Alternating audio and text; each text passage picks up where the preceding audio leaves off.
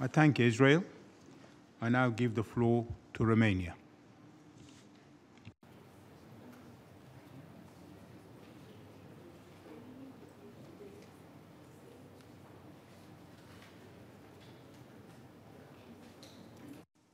Mr. Chairman, distinguished delegates, ladies and gentlemen, Andrada and I are honored to represent the Romanian youth at the United Nations.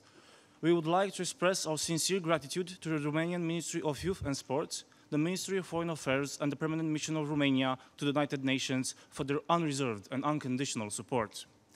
Our long-lasting endeavors, focusing on the well-being of young people, prompted us to engage in an extended analysis of their daily burdens. Akin to the former youth delegates, our surveys revealed that although the status quo improved over the last few years, the Romanian youth are still confronting the same challenges they did in the past.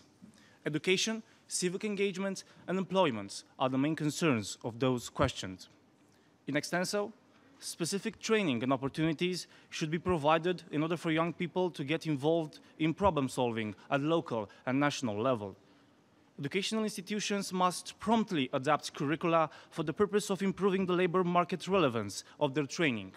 And leaders have to put the youth at the center of their policies with the aim of nurturing a milieu conducive to the development of young people. As youth delegates, we strive for a better political representation of the aforementioned group through youth advisory councils, for the implementation of the 2030 agenda, and for a nationwide framework capable of reducing early school leaving, of increasing participation in early education,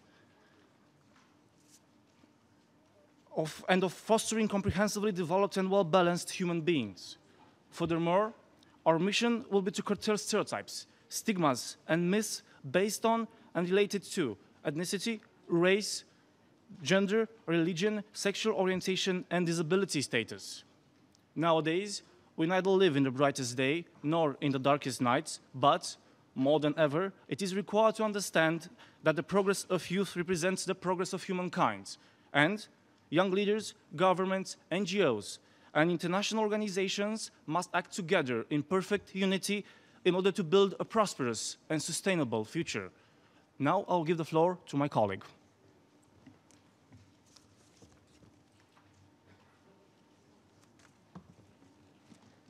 Thank you. Our lifestyle is in a constant change. Many of the jobs we do now are not the same we did 20 years ago, and many of them won't be the same in the next 2 decades. Primary education is not only meant to prepare children for a future job, because we do not know what to train them for. Education is meant to develop them for life.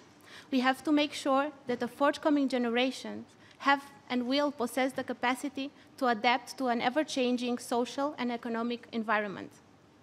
In a world where the discrepancy between urban and rural, between rich and poor, and between privilege and disadvantages is so substantial, we have to make sure that the education is focused mainly on creating skills such as creative and critical thinking, adaptability, time management, decision-making, and of course, conflict resolution. In other words, not only hard skills play a significant role in one's personal development, but also soft skills must be encouraged. We need to learn how to cope with the new life challenges, and what we have to do is to assure the equality of chances and to adapt to educational system by changing the teaching methods and bring it up to date. This is an emblematic year for Romania. We celebrate 100 years since the Great Union took place. In the year of the centenary, we reflect on the past events and we calibrate so that we can thrive in the future. Even though transgenerational issues, conflicts might sometimes be considered an issue, I think that actually this year is more about generations coming along and build together, because we actually share the same goal, having a homogeneous, balanced, safe, and healthy life. This is the time we need to start to win back the trust in each other, and the time we have to work together instead of working apart.